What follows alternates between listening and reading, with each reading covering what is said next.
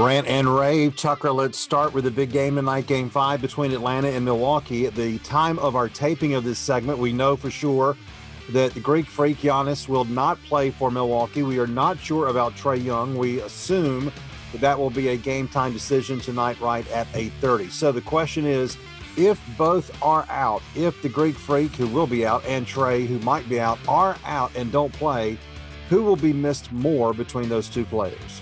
I think Giannis has missed more. You see, when they use him as he should be used, his inside presence is unstoppable.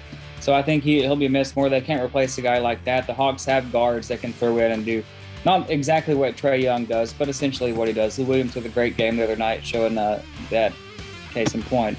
But I think Giannis is the one who's missed most. They have people who can step up, who could be second stars like Middleton, but as a whole supporting cast, I like the Hawks better. I agree. I hate to be skeptical of Milwaukee because I know people were skeptical of Atlanta the other night. I was too. I didn't know how Lou Williams would do stepping into Trae Young's shoes. He was great with 20 points, as you said. But I don't know where the presence really that is there with Giannis on the court. I'm not only physical, but just him being there. Who's going to replace that? Is it Bobby Portis? Is it PJ Tucker? Those are nice role players, but stepping into those shoes is a whole different ballgame. So I think it's a tremendous advantage for Atlanta with him out for sure and not knowing if Trae will go or not. And that'll segue us into our next question, and that is who wins Game 5. I mean, Tucker, I think this gives Atlanta the true advantage because Milwaukee could miss him more. And, you know, they were so just disheveled the other night, not really on the same page. I mean, you would have thought they would have been ready to take that series to the next level and get the 3-1 with Trae out.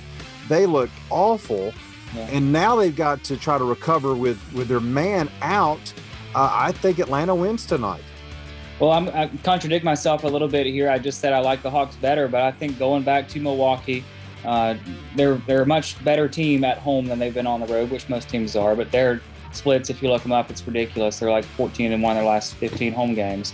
I like them playing for Giannis like the Hawks played for Trae the other day.